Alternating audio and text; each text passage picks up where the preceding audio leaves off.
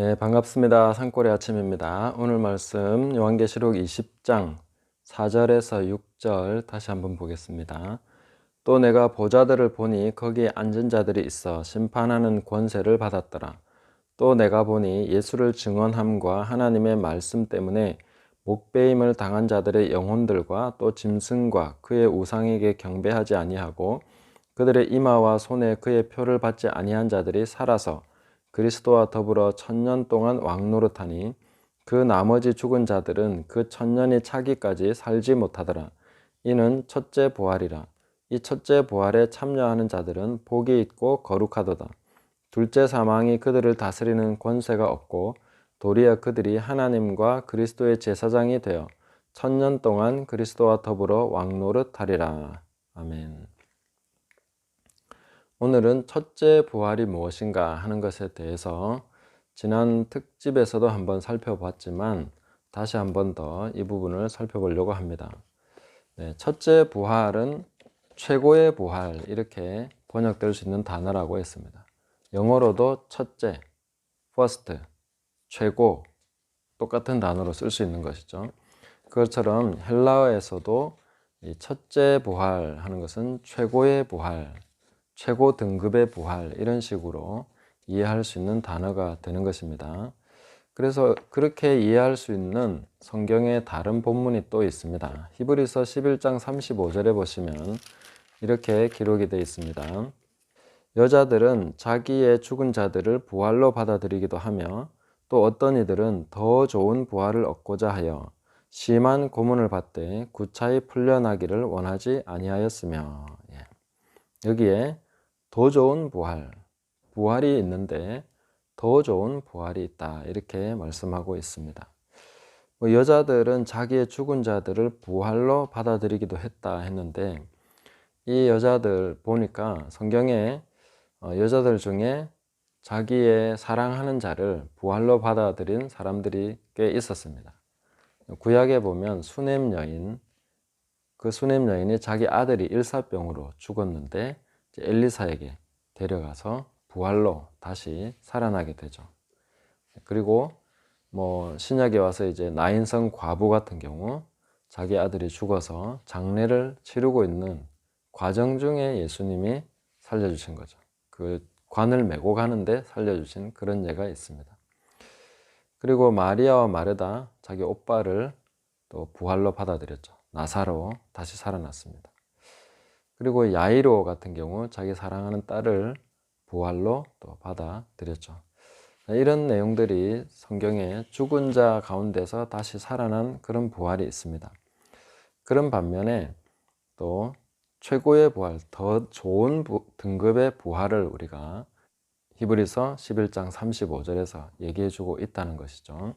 자, 히브리서 11장 35절에 더 확대된 그런 성경 본문이 고린도전서 15장 41절에서 44절을 보시면 우리가 알 수가 있습니다.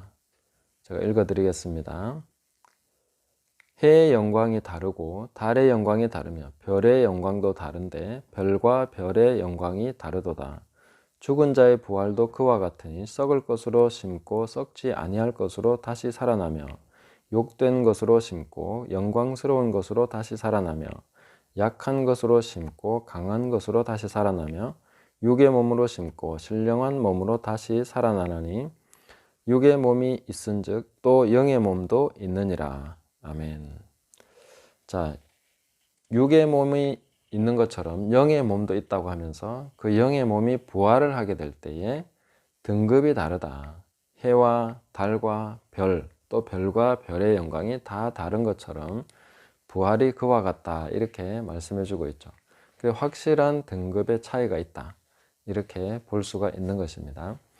이것을 실제 예로 볼 수 있는 대목이 마태복음 27장에 나옵니다. 마태복음 27장 50절부터 53절에 보시면 예수께서 다시 크게 소리 지르시고 영혼이 떠나시니라.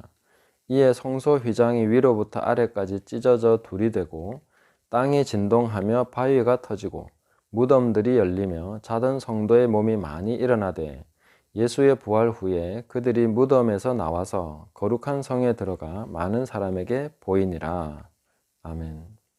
자, 이 대목은 우리가 평소에 잘 언급하지 않는 대목이죠. 휘장이 찢어진 것은 우리가 자주 그렇게 말을 하고 있지만, 자던 성도들의 몸이 많이 일어났다, 이건 도대체 무슨 일인가, 굉장히 신기한 일이 일어났네 하고 넘어가는 그런 대목입니다. 그런데 이 부분은 우리가 자세히 주목해서 살펴봐야 될 부분이 있습니다. 그게 뭐냐면, 무덤들이 열리며 자던 성도의 몸이 많이 일어났다 했습니다. 자, 자던 성도 하면 구약의 하나님을 신실하게 섬긴 그런 백성들을 말하는 것이겠죠. 선지자들도 있겠고 왕들도 있겠고, 그 성도들의 몸이 많이 일어났다, 이렇게 말하고 있습니다. 그 중에 아브라함, 다윗 이런 분도 있지 않았겠습니까? 엘리사도 있고요. 이런 분들이 이제 일어난 거죠. 그런데 많이 일어났다고 했습니다. 전부가 일어난 것은 아니다, 전부 다 일어난 것은 아니다 하는 것을 우리가 주목할 필요가 있겠습니다. 그래서 이 부활이 왜 중요한가 하면은 예수님의 부활과 연합된 부활을 얘기하고 있기 때문입니다. 예수님의 부활과 연합입니다. 그러니까 나머지는 아직 살아나지 못한 것이죠.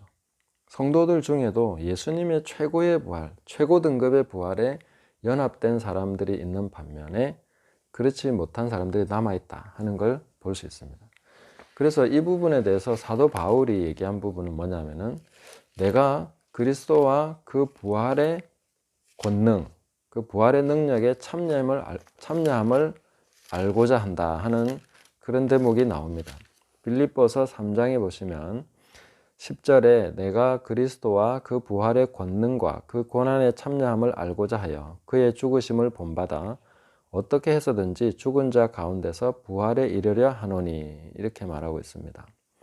자, 여기서 보시면 우리는 예수님 믿고 또 그렇게 죽은 사람들, 이제 잠자고 있는 성도들은 나중에 다 부활을 하게 될 거 아닙니까? 당연히 부활을 할 거죠. 그런데 사도 바울은 왜 부활에 참여하는 것을 알고 싶어 하느냐? 마땅히 그냥 예수 믿고 죽으면 부활할 건데 부활에 참여하기 위해서 해야 될 게 뭐가 있냐는 거죠. 왜 그걸 향해서 달려가야 되느냐는 거죠. 바울은 이 부분에 대해서 분명히 그 뚜렷한 인식을 가지고 그 목표를 향해서 달려가고 있다고 얘기하고 있습니다. 그리고 예수님의 그 부활에 동참하는 것, 참여하는 것, 그것은 그분의 고난에 참여함을 통해서 그 죽으심과 연합함을 통해서 그렇게 나중에 부활에 동참하게 된다. 예수님의 최고 등급의 부활에 동참하고자 하는 그런 것을 우리가 생각해 볼 수 있고, 이 본문을 통해서 해석할 수 있는 것은 그 부분이 굉장히 유력하다, 그렇게 보는 게 옳지 않겠는가 하는 것을 얘기하는 것입니다. 그리고 빌립보서 3장 11절에 어떻게 해서든지 죽은 자 가운데서 부활에 이르려 하노니, 이렇게 한 대목, 이 대목에서 부활이라는 단어는 그냥 부활이라고 얘기할 때는 아나스타시스입니다. 그러니까 빌립보서 3장 10절에 내가 그리스도와 그 부활의 권능과, 여기 할 때는 그냥 부활, 아나스타시스입니다. 그런데 어떻게 해서든지 죽은 자 가운데서 부활에 이르려 하노니, 자기가 목표로 삼고 있는 이 부활에 대해서는 엑사나타시스입니다. 그러니까 이건 제가 사전을 봐도 그냥 부활이라고 해설을 해놨습니다. 사전조차도 잡아내지 못하는 거예요, 이런 부분. 왜냐하면 개념이 없으니까, 최고의 부활이라는 개념이 없으니까 분명히 엑사나타시스라는 다른 단어를 썼는데도 불구하고 그냥 부활이라고 해놓은 거예요. 이거는 잘못, 좀 뭔가 예민한 부분, 민감한 부분을 잡아내지 못한 거죠. 엑사나타시스는 뭐겠습니까? 더 탁월한 부활이죠.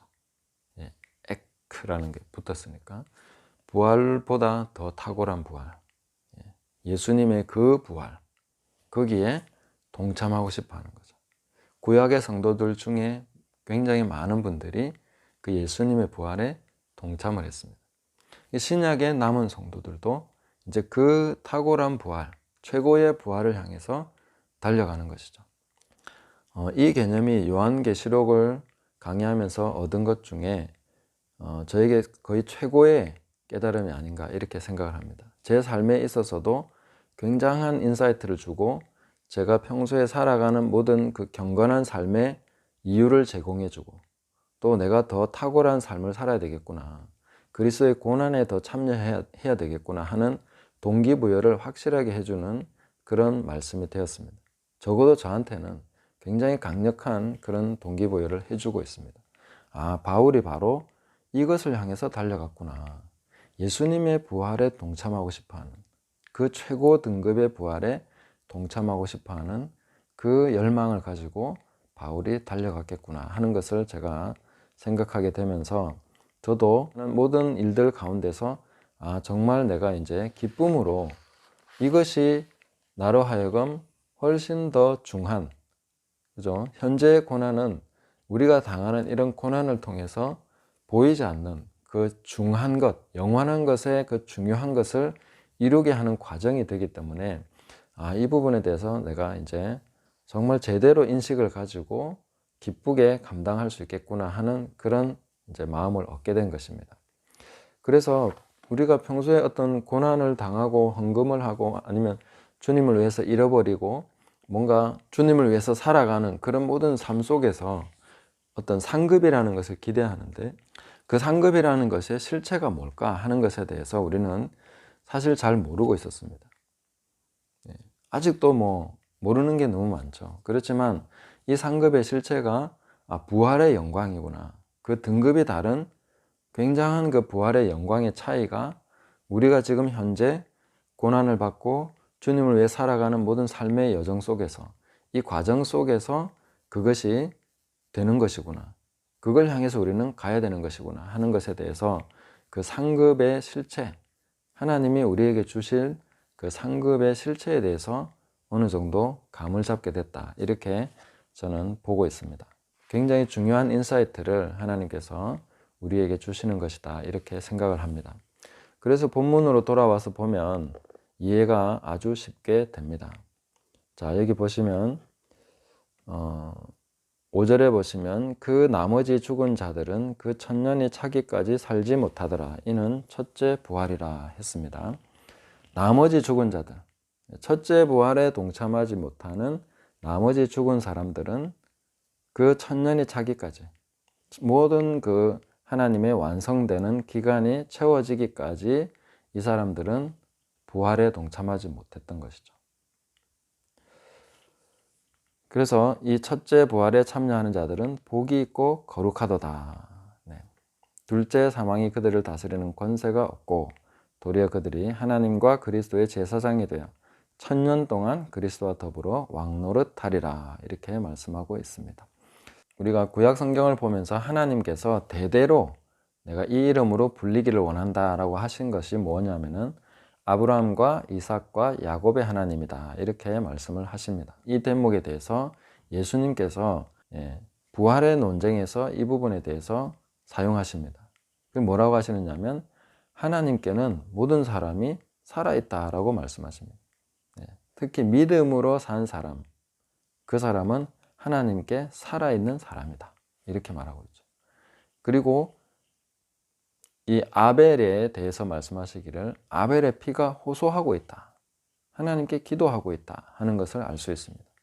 이런 대목을 통해서 또 우리가 계시록에서 보았던 것처럼 그 죽임당한 영혼들이 제단 앞에서 우리의 피를 갚아주십시오 하고 하나님께 호소하는, 기도하는 장면이 나옵니다. 자, 그러면 왕노릇한다는 것이 어떤 것인가 하는 것에 대해서 우리가 조금 깨달을 수 있는 부분이 있죠. 뭐냐면은 그들은 기도하는 사람들이다. 기도로서 이 세상 가운데 영향을 미치고 있다 하는 것을 알 수 있는 것입니다. 아벨의 피가 호소를 해서 영향을 미쳤죠. 그리고 순교자들의 그 호소가 상달되어서 지상의 어떤 일을 이루게 되는 것이죠. 자, 예수님께서 부활하신 이후에 뭘 하고 계신가 하는 것을 로마서 8장에 가서 보니까 그는 하나님 보좌 우편에 계신 자시고 우리를 위해서 기도하고 계신다라고 말씀하십니다. 기도를 통해서 하나님 앞에서 산 자로서 기도함으로써 지상의 어떤 일에 영향을 주게 되는, 살아있는 사람들, 지금 현재 그 달려갈 길을 달려가고 있는 그 사람들에게 영향을 주는 위치에 있게 된다 하는 것입니다. 이것이 굉장히 영광스러운 방식으로 되리라고 저는 생각합니다. 뭔지는 잘 모르겠지만 어쨌든 주님이 승천하셔서 하시는 일이 기도라고 말하고 있습니다. 그 기도는 아마 우리가 생각하는 그런 기도가 아니겠죠. 뭔가 하나님이 직접적으로 영향을 주는 어떤 방식으로서 그 기도하는 사람들을 사용하실 것이라고 생각합니다. 그런데 이 첫째 부활에 참여하는 자들은 살아있다는 것이죠. 살아서 그리스도와 더불어 1000년 동안 왕노릇한다. 교회가 그 달려갈 길을 완수할 수 있도록 구름같이 둘러싼 허다한 증인들로서 우리를 향해서 그들이 기도하면서 돕고 있다. 그 기도는 하나님의 응답을 받아서 우리에게 뭔가 직접적인 영향을 주는 방식으로 응답이 되고 있고 뭔가 사역이 되고 있다 하는 그런 식으로 이해를 할 수 있겠다 하는 것입니다. 그래서 이 첫째 부활에 참여하는 자들은 바로 그리스도와 더불어 왕노릇하고 있다. 주님이 왕노릇하는 방식이 바로 기도하고 있는 방식인 것이죠. 자, 이런 것을 우리가 깨달아 간다면은 우리가 주님과 함께 뭔가 왕노릇하는 것에 동참하는 이런 것이 어떤 것일까? 현재 지상에서도 우리는 기도할 수 있죠. 기도는 굉장한 것이다 하는 것을 우리가 알 수 있겠습니다. 뭐 전화로 하든 아니면 침묵으로 하든 어떻게 하든 간에 문자로 하든 간에 기도는 강력한 영향을 주고 있는, 그래서 하나님의 편재하심, 어디에나 계신 그 전능하신 하나님의 편재하심을 우리가 공유하면서 사역할 수 있는 것이 기도하는 것이죠. 그래서 계속해서 우리는 하나님 앞에서 이 첫째 부활에 동참하고자 하는, 이 첫째 부활의 영광에 동참하고자 하는 그런 갈망을 가지고 오늘도 계속해서 달려가야 되겠습니다. 성도가 왕노릇하는 방식이 바로 주님이 지금 보좌 우편에서 하고 계신 그 일이다 하는 것을 깨달으시고 오늘도 바울이 달려갔던 것처럼 그 최고의 부활을 향해서 달려가시고 그 최고의 부활을 바라는 자는 나에게 오는 환난과 또 시험과 십자가의 그 고난을 기쁘게 감당하는 것이죠. 드디어 나한테 기회가 왔구나. 최고의 부활에 동참할 수 있는 좋은 기회구나 하는 것을 우리가 잘 포착을 하시고 하나님 앞에 감사와 기쁨으로 오늘도 또 내일도 그렇게 끝까지 달려갈 길을 달려가시는 저와 여러분들 되시기를 예수님의 이름으로 축복합니다. 감사합니다.